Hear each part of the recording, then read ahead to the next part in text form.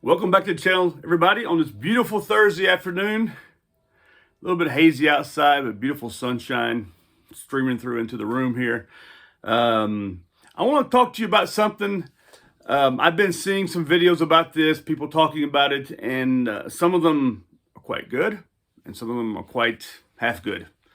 Right now, I'm in Europe, I'm in Switzerland, and I get messages every day, people asking me about, hey, be careful over there, the war and this kind of stuff. And yeah, I'm not that far from it, but I'm not that close to it either. Do I worry about it? I don't worry about it because of several factors, which I don't necessarily need to get into, but one of those factors is I'm sort of ready to bug out if I need to, or whatever I may need to do. One thing concerns me the most is where my children are at. They don't live with me. They're both in university now. One's in the UK and one's in Germany. So what that means for me is that do I try to get to them if something was to happen? And if I do, or do I try to get them to bug out themselves to get to me somewhere, or completely just leave Europe altogether and try to get back to the States or somewhere else. But preparing for all this means preparing yourself not just mentally and physically, but also the right kind of kit. Okay. I see people with these huge, elaborate bug out bags that they've come up with, quite heavy, lots of stuff in it. And yeah, it's good to have a 72-hour or more bug out bag. Some people go as light as 24 hours. And in reality, depending on the season, that your bug out bag could change a little bit. Do you expect to spend, how are you going to bug out? You're going to bug out on foot? You're going to transport yourself through or on a vehicle or a motorcycle? Or are you going to join it with a group and you're all going to move out, and then do you have your routes? I mean, because this is coming from the east, so reality, I should be trying to move out to the west, okay, towards France. But everybody's going to be trying to do that, I can assume. Right now we're seeing in Ukraine where people are bugging out to Poland, to Romania, to Hungary. And they're getting their families there, of course, between bus and car and train, all this kind of stuff. I doubt so much. I don't think anybody's flying actually from Kyiv or anything like that. But and then what are you going to carry? So I mean, you got to be aware that there are still going to be local laws. I mean, people are not going to be coming into, or not be allowed to come into the West from Ukraine with weapons. So do you carry a weapon? This is some of the questions you got to ask yourself. How long is it going to take? Prepare a little bit more, and then what do you want to take? I mean, I've seen people have this bug out bag set up for like they just wake up, grab it and run, and then they get dressed when they get out, Take the time, have your clothes sort of ready. If you're going to have a bug out bag, have what you're going to wear ready there with your shoes, socks, underwear, t-shirt, what you're going to carry, a jacket, this kind of stuff. It's all ready there. People are overloading their backpacks. They're putting even all their paperwork in their backpacks. You got pockets on a jacket, put as much paperwork you can in your pockets on your jacket, your passport, that kind of stuff. Everybody has their stuff. Or the problem is if one person hangs on to all of it, which is quite often the mom or the dad, and if you get separated, then all the paperwork is with that one person, and you're not going to be together. So what we're going to talk about is two forms. Okay, first of all, I want to talk about how, on an individual level, and then we're going to talk about it on a family level, okay? On an individual level, have my bug out bag ready, and what I carry in it is pretty much what I would carry in it if I'd go camping. And the reason why I say this is because there's a good chance that I may be camping, okay? Sure, my vehicle's went out, and you can see it in prior videos. My vehicle for winter preparedness, this kind of stuff, it already has a certain amount of stuff in it. What it needs to have added to it even more is probably some more food. And we're talking about fresh food. We're talking about dried foods, and because you need to, this is more of a survival thing. This is just getting from A to B, and the possibility of hiding out for a while. So if you have your vehicle And if you have a nice, pretty blue one like myself, you might want to get yourself something to cover your vehicle. Now, I have an olive cover made for vehicles that I can just put over my vehicle. It's not a camouflage, it's just olive green. And it's a big piece of material, actually. And it's a little bit water resistant, and I keep it in my vehicle so I can pop it out, and I can quickly cover my vehicle with it if I need to, okay? And if I need to drive with it on, I could actually roll it up a little bit, cut holes where the windows so I could see out of it. But I'm not too worried about that so much, you know. Matter of fact, what we're seeing in Ukraine, a lot of civilian vehicles are getting around without any problems whatsoever, you know. But it doesn't necessarily mean that's going to happen here. So you got to be prepared. So I have that, and then of course having plenty of water in the vehicle. That's going to get you through a certain amount of time, and then you get yourself these big water bladders, this kind of stuff. What's not ideal, I'm going to tell you a negative thing about my vehicle is I don't have a cover on the back of the pickup truck. I need to, and the only reason why that is this timing and financial, because it costs about $3,000, and I don't have that to put towards that right now. I'm doing other things in the world, you know, trying to, you know, living life day to day. Yeah, if I had a shell on the back of it, then I can lock. I can get more stuff into the back of it and really have the vehicle. But the problem with that is driving around with that vehicle like that all the time is pretty heavy, and you're going to use more and more fuel. But like I said, get you a couple of jerry cans, secure them in the back there also, and then pack your you know, some permanent gear inside some tough boxes or something like that, and keep them back there, and have everything attached to the vehicle, have everything cinched down, tied down to the vehicle, so you don't have it flying out or moving around and shifting, this kind of stuff. But anyway, try to get as much in the back so the inside of the vehicle is not so cluttered, okay? But we're going to look at it as if I was bugging out on foot, okay? So my backpack, you probably shouldn't carry more than 12 to 15% of your body weight, okay? So don't overcharge yourself with weight, because it's going to slow you down. That's going to use up more energy. That's going to be fatigued. You're going to have a hard time with that, especially if you don't train. Now, if you're someone who trains carrying that weight, okay, maybe you can buff it up a little bit more, add a little bit more. But if you're going to add to it, what are you going to add to it? More comfort items? No, probably food and more and maybe some water. I would say, yes, have water ready, but also have the ability to gather water. That means be prepared to either, you know, grab it and boil it, filter water, this kind of stuff, to get you a lightweight filter system in there, maybe a Sawyer system, or a Catadine system, or an MSR system. I use an MSR. I have all of those above, but I use my MSR primarily because it's quite lightweight and it does the job. But I'm also ready to do other things like boil water, you know. So have yourself maybe even a little stove in there, something you can use without having to gather food and make a big fire, you know, because you do want to keep yourself a little bit hidden. And if you want something even better, lighter than that, get yourself a small folding camp stove that uses the chemical tabs, and you can burn those like an Esbeth stove. Those work fantastic, actually. Use those for 10 years in the Army, along with a small camping stove that I had. You know, don't overcarry stuff that you really don't double up, you know, on a lot of stuff. You know, you carry your 10 essentials. I always suggest that. I heard somebody talking about, well, you know, I don't carry a fixed blade knife because I've never used one, never needed one when I went camping. Well, it's because, you know, you've been camping like you live at home. That's why.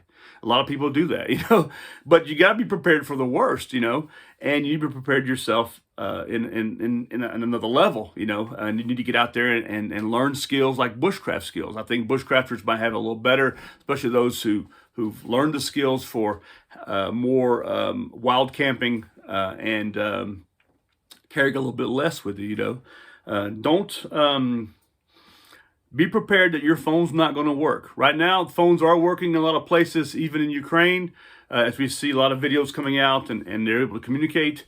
But don't count on that, you know, and don't necessarily count on the idea of being able to use walkie-talkies and stuff either.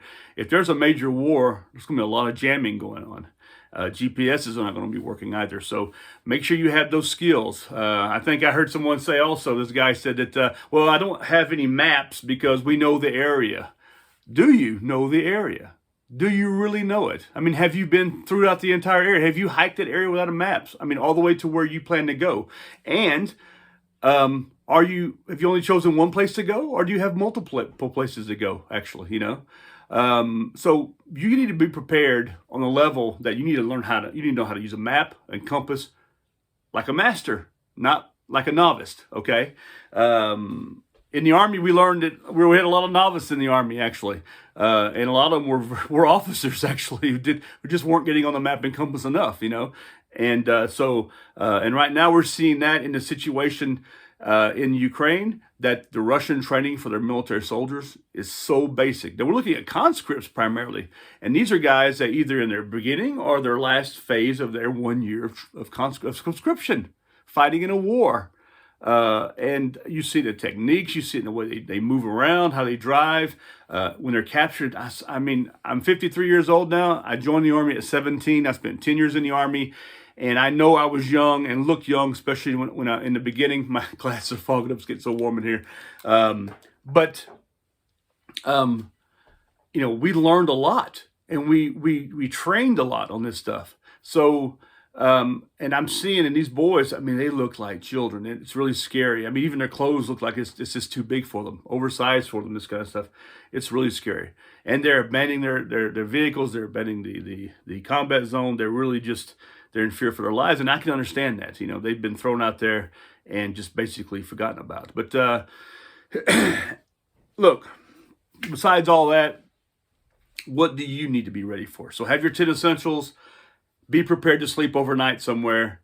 I would say get rid of, don't carry yourself a rain jacket. Get yourself a good poncho. You can also build a shelter under. You can cut down on some materials actually, so you don't, like I said, you don't need a tarp and then a poncho. A tarp and a jacket. Get rid of the jacket. Get rid of the tarp. Get yourself a good poncho. You can button several of them up together, and they're much more handy than just a jacket or just a tarp actually. Have a really good first aid kit on you, not just these little bitty lightweight ones. I see a lot of these ultralight kits. I'm going to insult some people here because you ultralight people are some of the worst when it comes to proper gear, actually. You carry a little bug bite kit on you, but you don't carry proper first aid kit, and most of you don't know how to properly use a first aid kit. So learn first aid, learn some trauma stuff, how to use a tourniquet, okay? And do you need to carry a tourniquet? It's nice to have one, but you can also use your belt. You can also use some other things, also a crevasse or something like that. So learn those skills, get in there and take those courses on the ABCs and D's of first aid, okay, and get good at it and get serious about it. You need to know these skills: first aid, navigation, okay, how to build a fire, how to set up a tarp, how to build a shelter, even not necessarily a tarp, but how to build a shelter. Okay, be prepared to move at night and sleep in the day. Okay, these are things you need to get your fitness level up also.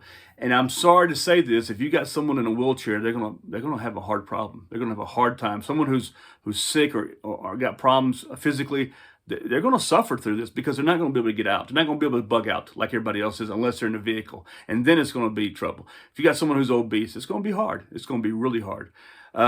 Children are hard. But that doesn't mean you're going to leave them behind. We're going to carry the children with us. And how are we going to do that? They're going to have little individual bug out bags if they can carry them. If not, well, you and mom are going to have to or dad are going to have to buck up a little bit and carry a little bit more than what you need, okay? 72 hours to 5 days, okay? 72 to 100 hours. The reason why I say 72 to 100 hours because you need to be prepared for more than 72 hours, okay? And also the kids, you need to have some stuff that's going to be filling for the kids, have good taste when it comes to food, because for them, that's what matters more than anything else, and so do that. I mean, if you have to, get yourself some little packets of electrolytes, this kind of stuff, any kind of stuff you can add to water to add a little bit of flavor to it, to encourage them to drink, because they need to drink a lot, and so do you, okay? You can go less when it comes to food, but it's going to affect you when it comes to energy. But you got to be mentally prepared for that. Remember the threes, okay? 3 minutes, no air, and you die. 3 days, no water, and you die. 3 weeks, no food, and you die. And 3 seconds doing something stupid, and you can die, okay? Weapons, okay? If you have them, and you know how to use them, bring them. I would suggest a handgun over a rifle. And the reason why is because the rifle is going to be more aggressive looking, and it's going to be more obvious. Okay, where a handgun, you can hide it on you and still be able to protect yourself. Each person needs to have one and know how to use it correctly and safely. Okay, and not be afraid to use it if need be. Okay, even if you got a 15-year-old son or a 15-year-old daughter, they need to know how to use one and be safe with it. So that means you need to get out there and train with them and get yourself an extra little something that they can use also and know how to use it. Okay. There are a lot of drills and things you need to learn also when it comes to waypoints, when it comes to security stops, this kind of stuff. These are more military expressions to where you're going to meet. If everybody gets split up, we're going to come back to this spot here as you move along. Okay. And don't just have one map. Okay. Everybody can have a map. Set yourself up some cards, and you can do like a little flip card thing or something like that. Everybody has them, laminated cards with phone numbers and information on it. Okay. Money, bring money with you. Okay. Gold is probably work really well. But of course, dollars will work well also, or in a local currency. Be prepared when it comes to that. Credit cards, that kind of stuff. It's not going to work. And right now, I'm finding out even myself that I tend to use more of my cards to do everything than I do in cash. It's just so much simpler, and I'm able to keep up with it a lot easier also. But these are just a few of the things, and this is very few, okay? But don't overload, okay? Like I said, when it comes to sleeping bags, your kids need to have something to get into at night to keep them warm. But usually children are overheat. They're really warm at night. So you can stick them inside something with you, and make sure everything's in waterproof bags. You don't want to have anything get wet that you really need, okay? When it comes to spare clothes, you don't really need a lot of spare clothes. Carry yourself a couple of pairs of socks. You'll survive. You can survive a week with the same pair of socks, the same underwear, the same T-shirt. You're going to smell, but it's not the problem's not your smell. The problem is making from A to B. Okay, getting where you need to go. All right. So cut out all the bullshit that you think you need to be doing and need to know. Okay, and concentrate on what you really need to know. It's going to be a survival situation. Okay, but if you're really good at it and you train, it's just going to be another day. Sure, it's going to be a lot more stress, a lot more to it. And you're going to have to do a lot more things, but you can do it. When it comes to the kids, also psychological is very important. Make it more of a playtime, but they also need to understand and know when to be quiet. Okay, because if you're going to try to do this as stealthy as possible, which is what you want to do, or what you may need to do, then be prepared for that also. I remember where I lived before when I was living with the family. The kids were small. We had a place outside of our house that we always would walk around this 1 kilometer loop, and along that loop was a location that was off of the trail, hidden, that we called the little fort, and the kids could always get to it, and they knew where it was at. So if they knew also, and I'd always drill with them, if there's ever a situation comes up, you guys go there and you wait on us and we'll come and get you. And so every time we walked by it, we talked about that little spot right there. So it was ingrained in their brain from the get-go that this is where they needed to go if there was a fire, if there was a problem, someone breaking in the house, and they were able to get out of the house and they were to go there and bring their blanket with them, bring them something to keep them warm, and get there and stay there until we came and got them, okay? And so luckily, thank goodness, we never had to rely on that, but it's something that we worked on, okay? We talked about, we dealt with. And so this is one of those things that you can do also. And even when you set up camp, it's a good thing to say have a little location outside of camp that everybody could quickly go to and meet up there. If you need to really run, because something else you're going to face also. There's a lot of bad people in this world also, not just good people, and they're going to try to take what you have also. Okay, so be prepared for that also. Anyway, I thought this would be a quick little thing. Like I said, remember when you pack up your 10 essentials, as much food and the ability to have water as possible. Doesn't necessarily mean you got to carry a lot of water, but you need to be able to when you find water, drink everything you got as you can, refill everything, drink some more, refill again, and then move on. Okay. and then mark that spot. Just that spot should be marked on your map. You should, as you travel, just a quick cap on your route. You need to be able to travel where you're as far away from problems as possible. The easiest route that you can take. You're going to be trying to sleep in the worst places that people would think you're going to sleep in, and make sure there's water along that way. Because like I said, you can do 3 weeks without food. Kids a lot less, the younger they are. But like I said, you make sure that they get food, and you make sure they're happy, and then that'll help you to get on your way also. Packing for the kids, less than 10% of their body weight, even up until 15, 16 years old. They don't need to carry super amounts of weight, and they don't need to carry a bunch of junk on them either. You make sure their packs, that you work with them on their packs and what they have in it and what they have to have in it. Okay.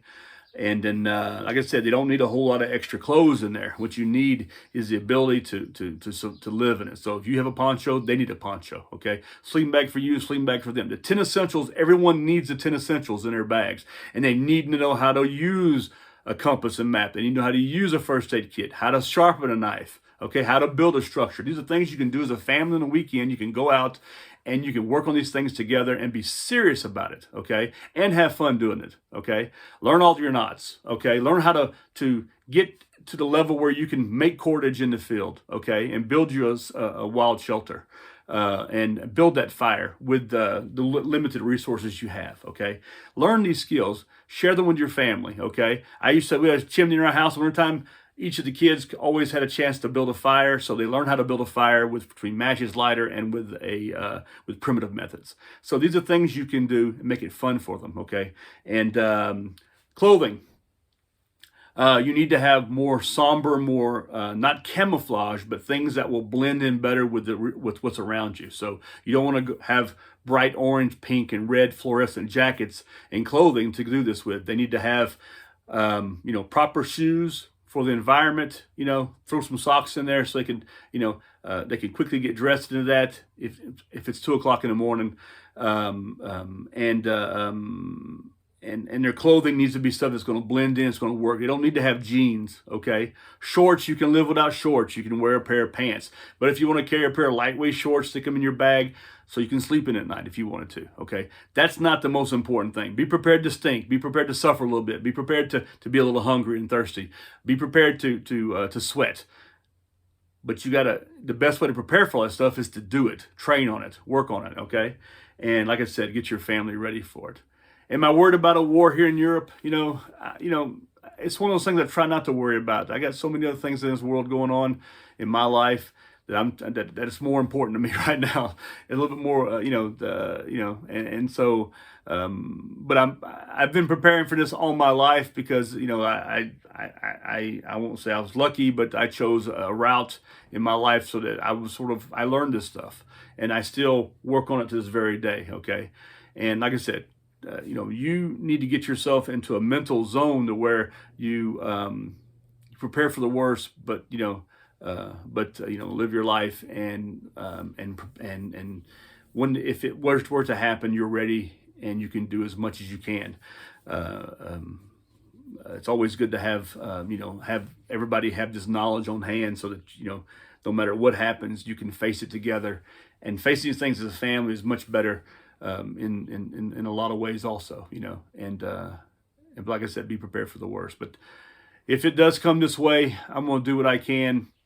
I think most of the Swiss are going to go to the mountains, or they're going to stay where they're at, because I think Swiss tend to not worry about so much about their borders being crossed over, because all the money of all these whack jobs are in their banks here, so they don't want to worry about that. They don't want to have to risk losing their money, but yeah, be prepared, okay? Make sure if you're going to go with your vehicle, make sure your tank is topped off. Make sure you have some extra jerry cans in the rear. And every once in a while, empty those jerry cans into your vehicle and then refill them up again, okay? And make sure you have all the tools that you need for your vehicle. And more than one spare tire is better than just a spare tire. But also have yourself a kit so you can fix your know how to work on your vehicle. Those people who have those old pickup trucks, they're going to have an easier time getting from A to B, even though it's going to be uncomfortable and not be a smooth a drive. than your brand new Ford pickup trucks are, because there's so much technology in them. So, and that four-wheel drive is going to come in handy too. You never know, okay? Especially in the weather. So right now we're getting into spring. The ground is really soft from all the rain and all the wet and the snow from the whole winter, and so that's going to change the situation also. Yeah. Anyway.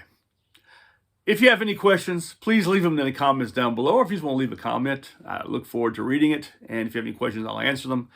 And if you have any better ideas, please throw them my way. I'm always open to learning, And please subscribe to my channel. Share my channel with all your friends and enemies, whatever. I don't care. And like my video. I really appreciate it. And I look forward to hearing from you. And until next time, you guys have a good one. And I'll talk to you very soon. Goodbye.